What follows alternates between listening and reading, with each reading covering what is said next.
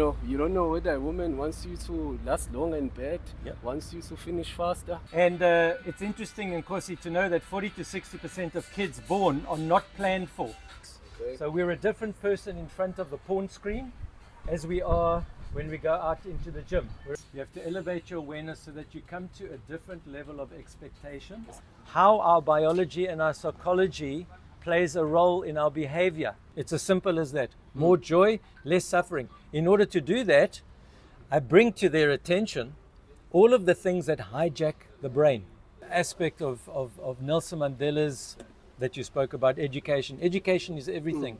In that respect, we grow up into an adult sexual being. We're leaving our adolescence behind. So that's that education. I can use shame to understand, why did I do that? And how can I be better next time? Let's go to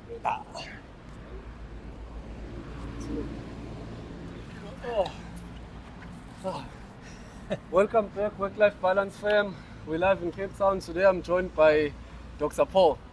Dr. Paul is a sex and intimacy therapist. So, Dr. Paul, lovely to have you today. Thank you, for Nkosi. joining us. It's a privilege to be with you. 100%. It's a beautiful day. So, tell me, who is Dr. Paul? Dr. Paul is a guy who began his research into men's health and sexuality at about the age of 11 when I discovered my father's sex therapy practice. He was also a gynecologist. So I've been fascinated by our relationship, the way that we integrate our puberty into our adulthood, the way that we grow up into be adult men in relationship with adult women, and all of the ways that it impacts our executive decision making, how we show up at work and business, and it's been a fascinating journey for me, Nkosi. You know, Paul, I think here we're actually dealing with a huge challenge. Okay. We're dealing with the challenge of us as men. We don't actually understand what women want. I agree. We like, especially when it comes to the sexual aspects of things. You don't know whether a woman wants you to last long in bed, Yep. wants you to finish faster. Yep. You don't know the biology behind. Yes. So it sounds to me that we are then actually a servant to biology. How can we break free and become masters, not servants to our biological? That's a great question. That's a brilliant question. I don't think many people ask that question. I think over time, Nkosi, what we've done is we've removed our relationship with nature itself. There are 50 trillion cells in our body. They run by themselves. If I had to say to you, Nkosi, I'm going to give you 5 minutes to run your body, well, you would be dead in 1 minute. So what I'm saying is that this system which runs you work with the musculoskeletal system primarily, but the system that runs our hearts, our lymphatic system, so 12 systems, is incredibly intelligent. And it's the intelligence of that system which hijacks the brain in order to get the sperm to the egg. That's a huge predicament that biology has to solve. It's no good just keeping one body going. We have to have carbon copies of the human body. And so the degree to which we've been hardwired has become a disappeared conversation, Nkosi, and that surprised me when I looked for a book on understanding the hardwiring of our male brain. It's some interesting stuff.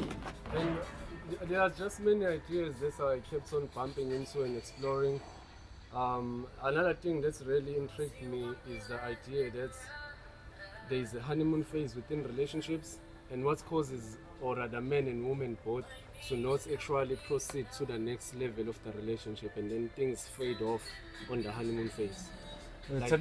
What's the cause of this? Could it be that it's because men get addicted maybe to the fantasy and pornography, a bit toxic, etc., and then that can cause a predicament to the whole relationship, and then it dies on the honeymoon phase? Definitely. So also a great question. So the honeymoon phase is the reproductive dance of the human species. Every species has a reproductive dance. We've just been late in the coming of talking about it and acknowledging that we have a reproductive dance. When we do that, we can see that the honeymoon phase is a highly intoxicating, obsessive phase, and what biology hopes for in the honeymoon phase is offspring. In other words, an egg to sperm opportunity, a sperm to egg opportunity. And it's interesting, Nkosi, to know that 40 to 60% of kids born are not planned for. So something very intelligent is getting below our radar in order to create the next generation.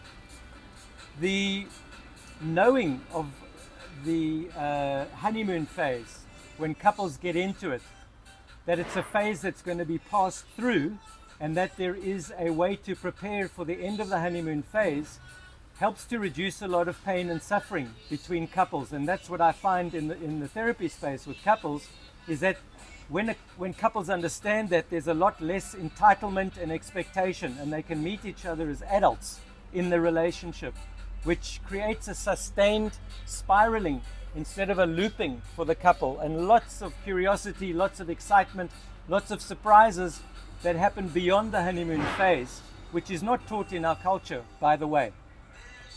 The sun is out today. It is. It's beautiful. Yeah, there's like less suffering and more joy. Speaking of joy, Yes. can you give me like maybe 3 things that a man or a woman can pick or apply in their lives in order to live a life that has less suffering and more joy? Beautiful. So I'll pick 3 things, and I use them often in the therapy space to bring a higher level of awareness for couples. Okay. The first thing is, we've spoken about the romance industrial complex. Yeah. The romance industrial complex, which is a biological intervention, sets men and women up for a lot of expectation and a lot of suffering. The second thing is pornography for men. Pornography for men causes a lot of pain in relationships, and a lot of pain for men, even if they're solo. And the reason is because you start to see the world through the prism of something that your brain can't quite deal with. When you see a pretty woman, you don't see the human being inside the woman, you just see a form. You're just looking at a form. Because of porn? Because of porn, exactly.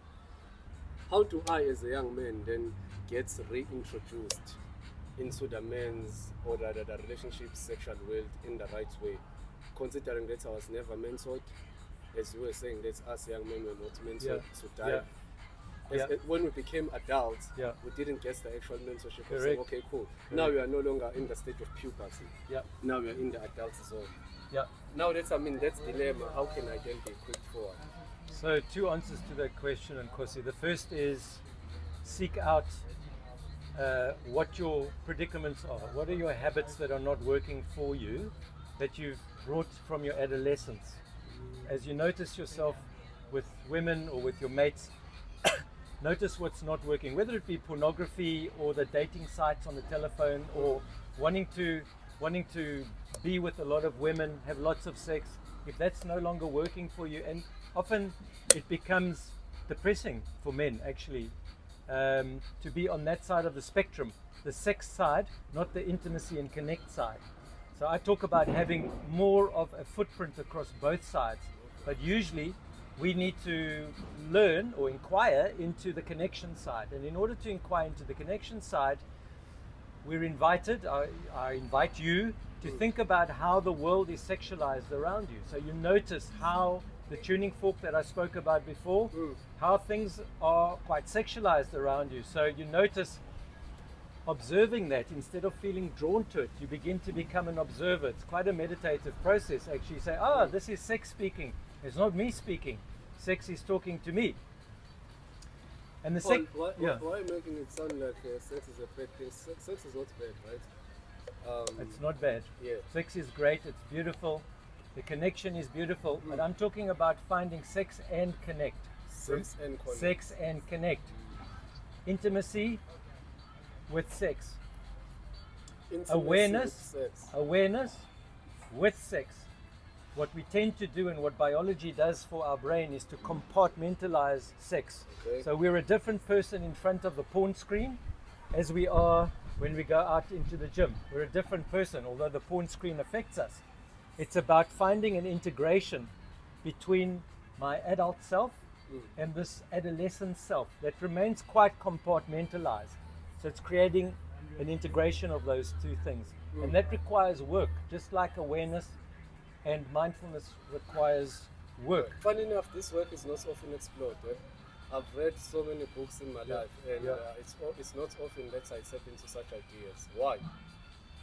I think that certainly for the heterosexual conversation, you know the term heteronormative? Okay, explain. It's a dangerous word. It's a nonsense word, actually. It just means that it's perhaps what used to be the most normal way of expressing our sexuality, heteronormative. The problem with a term like heteronormative is that it makes it seem like the heteronormative people, men and women, are just having a fantastic time, like everything's fine. But that's not what I discovered. There's a lot of suffering and misunderstanding across what I call loving across the genetic divide. We're actually far more different than similar as men and women. And knowing that in a heterosexual relationship changes the tonality of the relationship from a place of entitlement, like what have you done for me lately, right? To a place of curiosity, like, okay, my love, I wonder why you responded in that way. It's like, I don't know a response that way. Why would you respond? Not from a judgmental point of view, but from a seeking to understand point of view. So there's far more compassion, kindness, a proper way of, a different way of communicating with each other when you realize that we've both been hijacked by biology. We've both been tricked in a way. When we step back from the trick, we can now engage with each other as human beings. So from that point of view, from a heterosexual point of view, the correcting the misunderstanding and the delusion that we have from the fairy tales, from the love songs. All love songs were written, they're written for 3 minutes. Who knows if the people broke up after they wrote it? But we keep hearing the love songs. We keep thinking, wow, these people are still in love. Why am I not feeling that way? So you kind of, do we actually have to face realities with our partners and move away from the fantasy then? Is that what you're getting at? I'm afraid so. Well, I mean, that's where the reduction of suffering happens, because the fantasy cannot subsist. The fantasy will never go on forever. Unless we're addicted to the fantasy and we keep going from one different person to the next, which is also very painful, by the way, as opposed to building something powerful and strong. How to build something powerful and strong and not run away when the honeymoon phase finishes. Exactly, by starting with the foundational awareness that I'm talking about, Nkosi, is discovering how you uniquely have been tied like a madman to your sexuality, to your sex, how you've been tied to the story of the honeymoon phase, the happily ever after phase, which is unsustainable, by the way. But there is another option to the happily ever after phase. All of us have been intoxicated by this concept of the romance industrial complex. And by the way, when you say the romance industrial complex kingdom, it says trick, the romance industrial complex kingdom. And just like pornography, the romance industrial complex kingdom also makes a lot of money on selling the happily ever after story. But it's also a place of extreme suffering for the human species, particularly heterosexual relationships, because it's unsustainable. It's unsustainable. And so therefore, it occurs to me that it makes sense as we're growing in consciousness, meditation, yoga, qigong, all of these things that grow our awareness and attempt to make us better human beings. It occurs to me that our knowledge of our sex body, as men and women, as well as the trickery of the romance industrial complex, for individuals who want to rise to another level, I call it another level of evolutionary relationship awareness, what is required is the unknotting from all of these narratives that have been sold to us, that keep causing cycles of suffering, essentially. So for you to go beyond the fantasy or rather the honeymoon phase, you have to go through an awareness. Is that what you're getting at? You have to? You have to awaken, you have to elevate your awareness. You have to elevate your awareness so that you come to a different level of expectation, and a different level of entitlement. What you think your partner, what you think you're entitled to get from your partner, for example, is often a very toxic narrative in relationships, particularly with the age of individualism. So I like to use this in the therapy space. There's the man, the woman, and then there's the relationship. When the man and the woman are working towards the betterment of this frequency, instead of trying to work across and be in battlegrounds with each other, you come into undo the looping state of a lot of relationships, the boredom, the frustration and the anger, and you start to move into a spiral space. When you move into a spiral space, you're moving into a frequency where there's understanding and a common working for the good of the relationship, and kindness and considered communication. That's what's not being taught generally, and it should, I think, be taught from high school age. Let's say hypothetically I'm in the father zone. Yep. How do I raise my child to help them avoid this whole predicament? You ask a really crucial question, Nkosi, and I think you're speaking to the intergenerational predicament that men have faced with a lack of severe, hard discourse, conversation about what it means to be hardwired. Now, in educating your boy, you're breaking that cycle, and he's going to have an alphabet to speak to his young boy when the time comes, but he's also going to have a library of information to draw from. Oh, this is what Dad spoke about. Oh, this is, I remember we were talking about that, which most boys don't have. So there are two aspects that I would speak to. The one is I would invite a conversation around the changing body, this primary change that happens at the age of 11 or 12 into puberty. The increase in testosterone, the wet dreams, the masturbation, the fantasies. I would talk about how that influences our brains. Nothing wrong with any of that. It's simply that when you have a sense of being able to observe what's happening versus feel like it's happening to you, you develop a different awareness around it. And the second one is a conversation around porn. It's quite clear that your boy's going to try and experience what porn is. But if you bring a conversation to him that explains how it might affect his relationships and his understanding of women, he can then apply some discernment around how he wants to use porn, or if he even wants to use porn at all. The book invites a crucial turning point in our accountability as men. Now, accountability is a very important word. Responsibility is a very important word.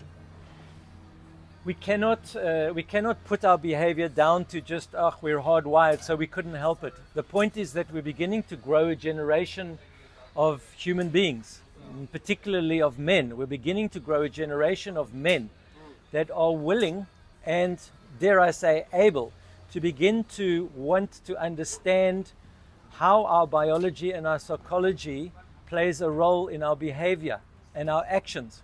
And in doing that, we are breaking the chains of literally thousands of years of male behavior and attitude. What I mean by that, when I start to take responsibility for how biology and psychology impacts my behavior towards my woman partner, towards my children, I begin to open up a library card, well, a library, and then I have a card to the library, which means that I develop an understanding of how my daily world unfolds with regards to my biology and my emotional life. And that is a huge step forward. So Nelson Mandela, he was on about education. Yeah. That's what's going to free men and women, Yeah.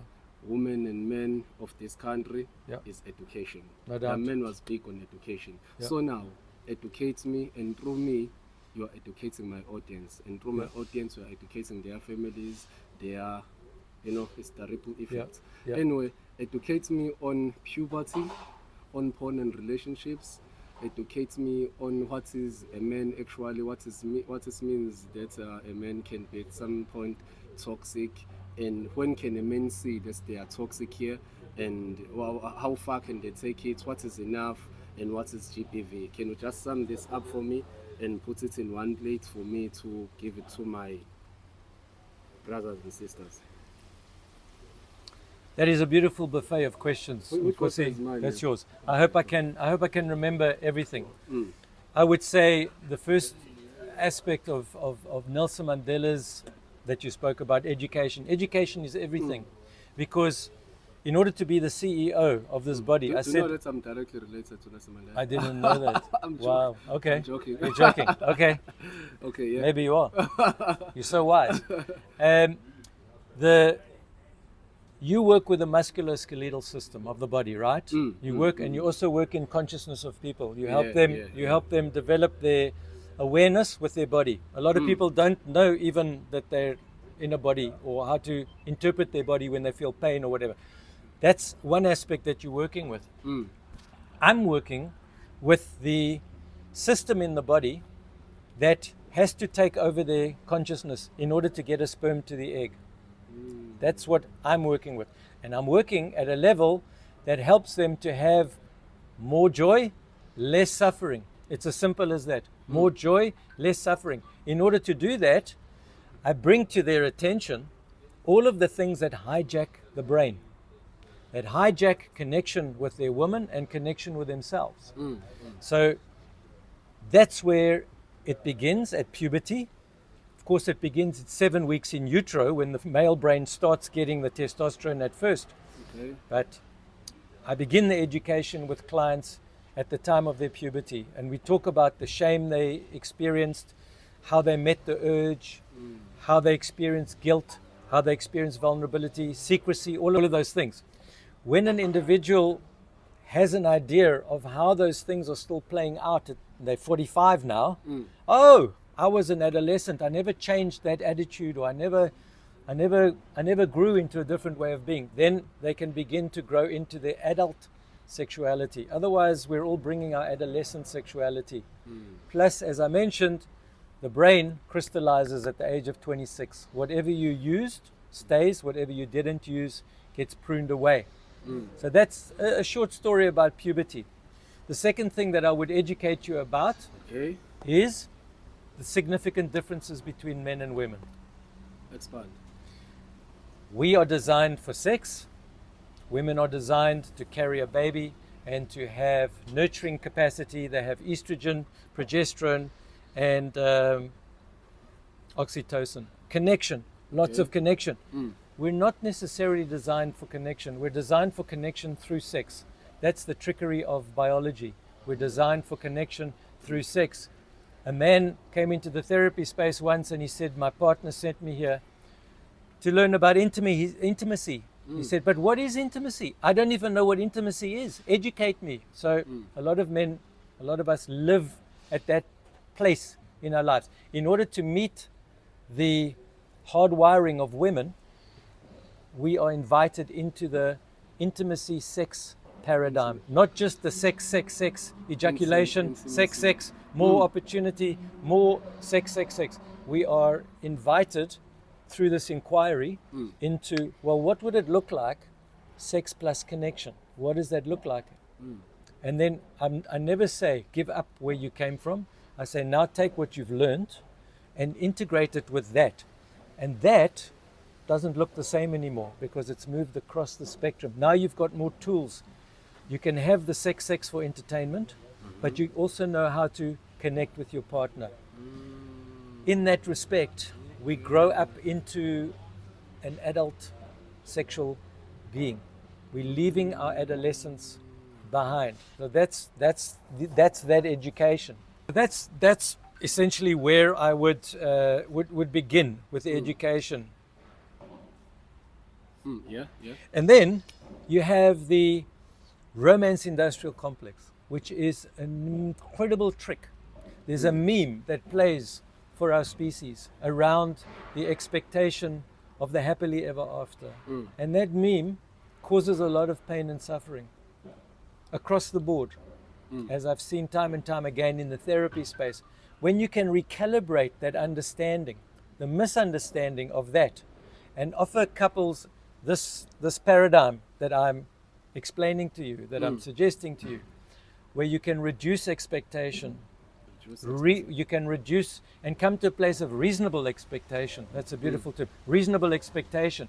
When you can reduce entitlement. Before I let you go, Yes.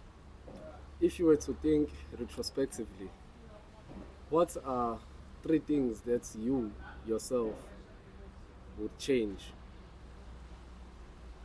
to become the man that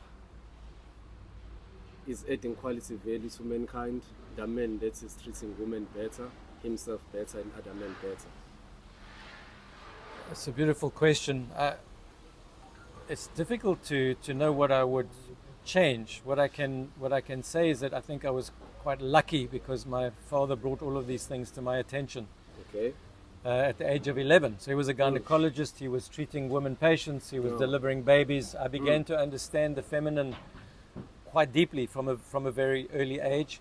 I also saw a lot of the trauma that was happening between heterosexual couples, and I wanted to find out how it could be different. And so my research started off, as I mentioned, from quite a young age. And I also want to say, Nkosi, there's no judgment about how we've been as men, however you are, whatever you come from. There's no shame. Well, if it's useful shame, there's two kinds of shame. There's toxic shame, which is shame that just keeps me in a loop of being ashamed all the time. But there's healthy shame, which is, oh, okay, I want to learn about why I am ashamed about what I did, or guilt, or who I am. Guilt for who I am, shame for who I am, guilt about something I did, two differentials. So you can use shame as an informant. I can use shame to understand, why did I do that? And how can I be better next time? So shame is not a bad thing. If you loop in your shame, if you're stuck in it, if you get depressed, not great. But if you use it as an education, fantastic. Same with guilt, fantastic. So I would say to anybody listening, particularly men, there is a path, there is a direct path through to becoming a whole man with sex included. Because when we talk about mindfulness and mastery of life, we're usually not, if you go to workshops, you don't hear about sex. You have to try and figure out, now how do I put that information into what I think about myself as a sexual being? No, I'm talking about becoming a man, a master of your life with sex and intimacy included. And that requires, to my mind, this aspect of conversation. Know your body. Know your body. Know your relationship with the sexualized world, including pornography. Know your relationship with the romance industrial complex.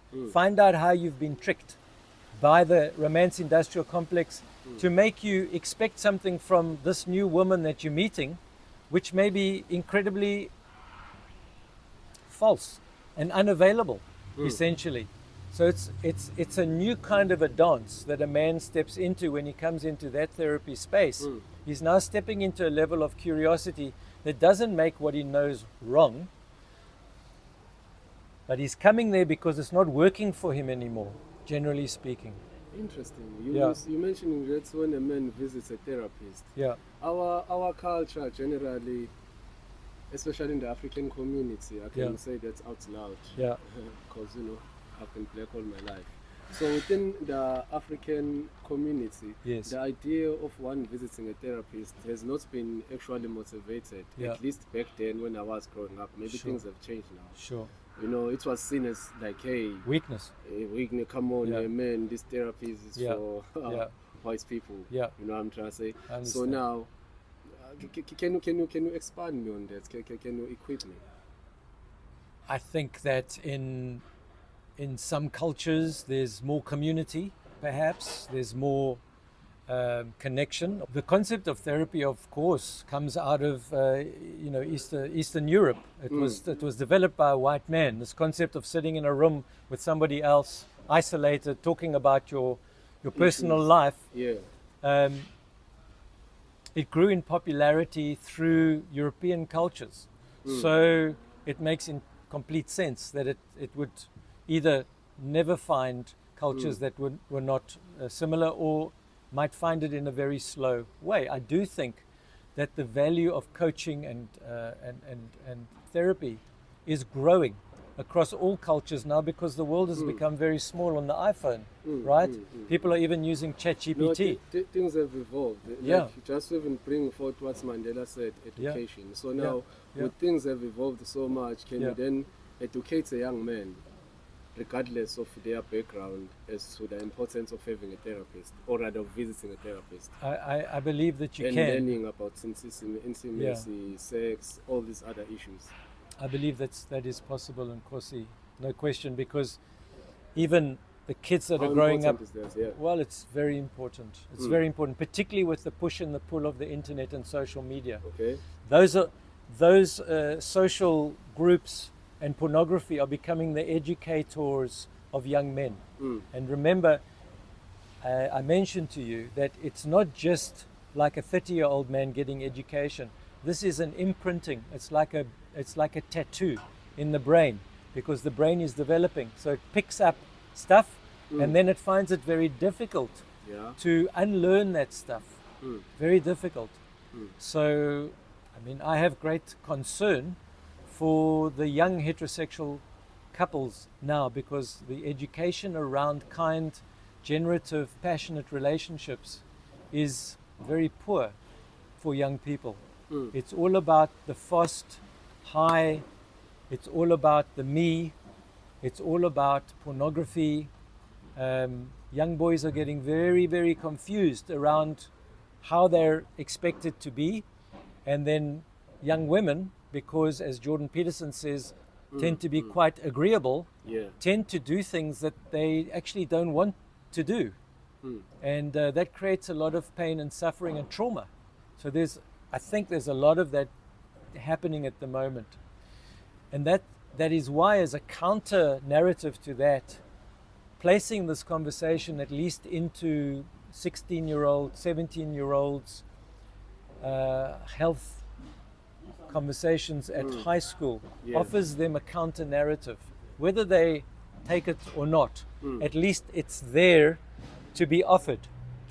At least it's there to be offered. Thank you so much for gracing my platform with your presence, Dr. Paul. Who is Dr. Paul, and why would some of my audience who are interested have a sit down with him? Well, first of all, Nkosi, thank you. I applaud your work. First of all, I applaud your courage to talk about this topic, because there are not many portals getting at the rock face of what I call the hardwired for sex conversation for men. Mostly it's all around the intoxicated nature of our sexual being, and selling more of that, and bringing men more into that conversation.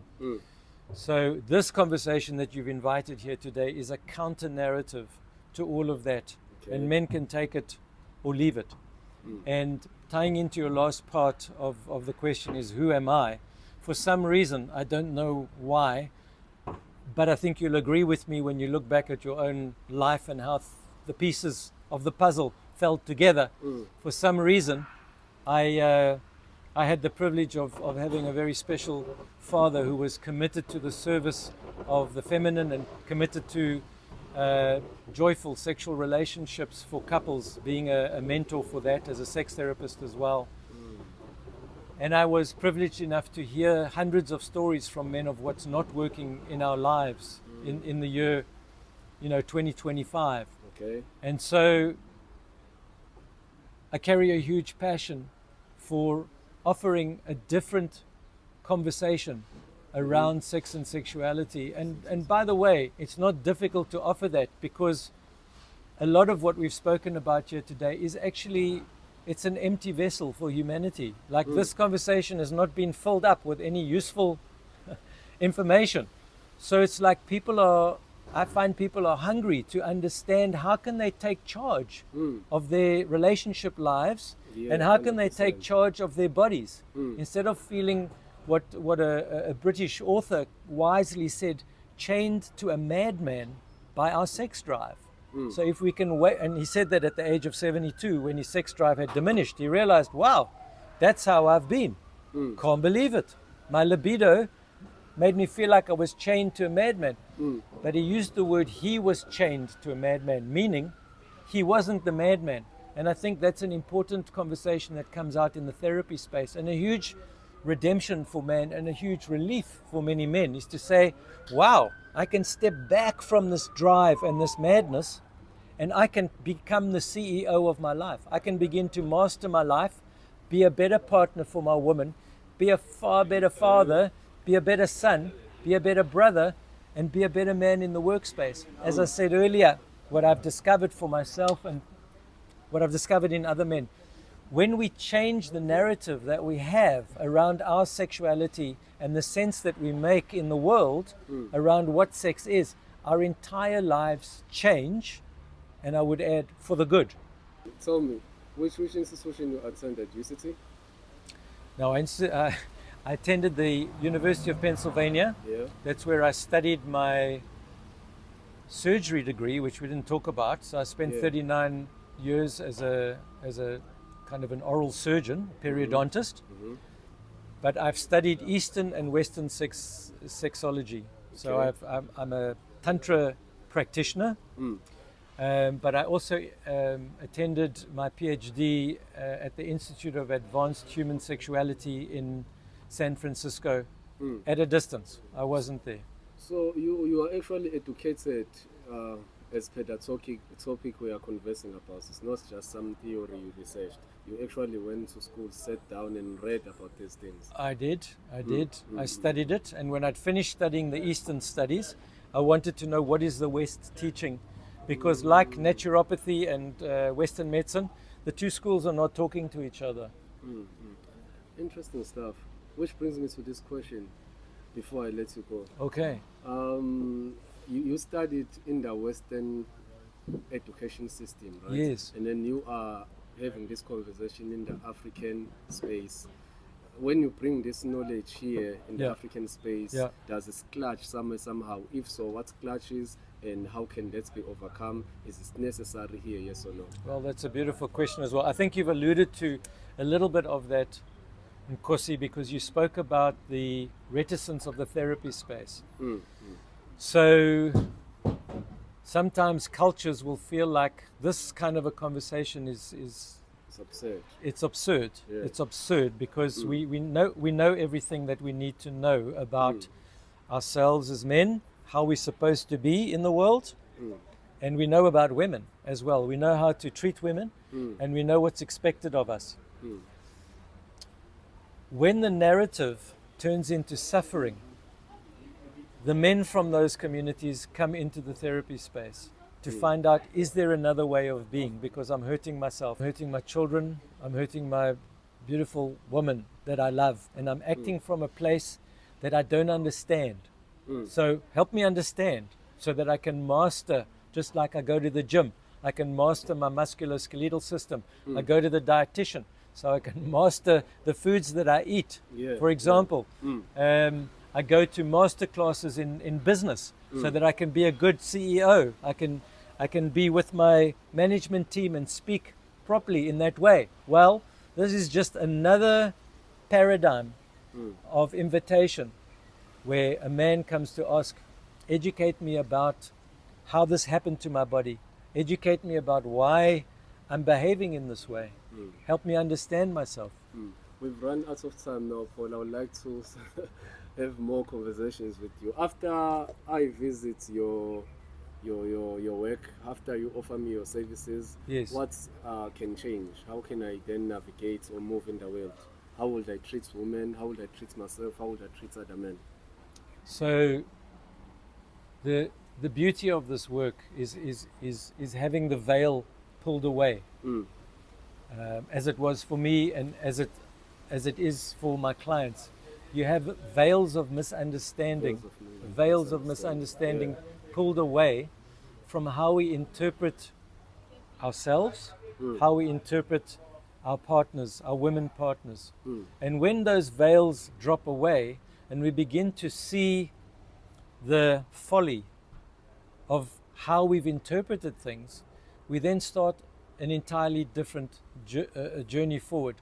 What the journey looks like basically is more curiosity, more joy, and less paralysis, less suffering. And I use the word suffering very, very intentionally because depression is depression, but depression is also suffering, feeling ambivalent about life, as we often get into a place of feeling like we don't care anymore as men, because this narrative that we followed hasn't worked out in the way that we keep running around in loops. Feeling ambivalent is very real. But at the bottom of all of these very sad, struggling emotions is the suffering. And we all understand what suffering really is. So more joy, less suffering. And by the way, it's an ongoing journey, which is why I refer to this as a predicament. A predicament doesn't have to be solved. It simply needs to be met with useful questions. And as we answer each question, we become wiser. The thing is, my thing, Paul, people are looking for like real solutions. People are looking for practical answers. Yeah. I'm a Christian, so there is a verse or rather a scenario whereby Thomas is actually touching Yeshua. So people are literally wanting to touch the answers. They want to see it. People are visual creatures. They are tangible beings. Yeah. So now, what are 3 tools before I let you go that you say, hey, if you sit down with me, maybe in 3 months and 6 months, I assure you that at least you're gonna move towards this trajectory. 1, 2, 3, and then boom. Yeah. So normally I work 7 sessions with clients. 7. Okay. The reason is because if we go on forever, we go on forever. So we have an objective to get to 7 sessions. There's always homework to be done, and there's feedback, and there's a significant amount of homework depending on what the client brings. For example, so the first thing, as a man, the first thing that is central is the knowledge of your body that you're living in, what's working for you and what's not working for you. Based on that, I develop a treatment plan for you. What's working and what's not working.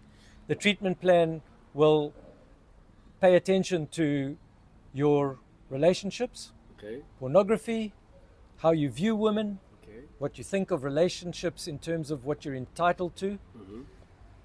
The second thing that we would work with is your understanding of the romance industrial complex. How have you been tricked and continue to be tricked by music, movies, all of these things, how it creates a dissonance in your brain. And the third thing is how you understand your sexuality with power. What's your relationship with your understanding of sex and power in the world? And what do you think you're giving up if you start to become, let's say, across the spectrum, as I was talking about, looking for more connection? How do you view a fear of losing who you are as a man to becoming the next edition of your sexual self so that you can be a better partner? Now, all of these things will give you tools, because the objective is not to keep your coach or your therapist in your life forever. An effective coach or therapist should be able to give you tools to check in with yourself. So you are becoming an observer of your process. And that's one of the most important things in the therapy space, is to look and see that you're not the madman, to understand that you've been brought on board by the madman, which is how biology invites you to be in the world. But you're not the madman. You're a beautiful human being that has a biology in the form of the masculine that has a particular task as far as biology is concerned. And so if you don't pay attention, you'll end up watching porn every night. You'll end up objectifying women. You'll end up not being able to make connection with women. You become disinterested in making connection with women. But by the time you get to 45, things might not look so great for you. And so then or before then, you might walk into a therapy space to find out what has happened. And by the way, sometimes it's a good thing to pick up all of that experience, because you have to have something to know where you don't want to be again in order to move across the spectrum to the connection sex paradigm. So that's a little taste of what you get in the therapy space, essentially. Well, Nkosi, thank you so much for inviting this conversation, this courageous conversation. It's been a real deep dive in a very, very short time. I hope it's been useful to your audience. It sounds like your audience are interested in taking deep dives, because you're a deep dive kind of a guy, and I really appreciate that, getting down to the hard truth of things, so that we can live beautifully, kindly as human beings, one to another, man to woman, men to men, woman to woman. Have a look down in the link below. You'll see the link to my book, Sexed, and there will be a link to my new book called Crazy Sexy Wisdom, coming up soon.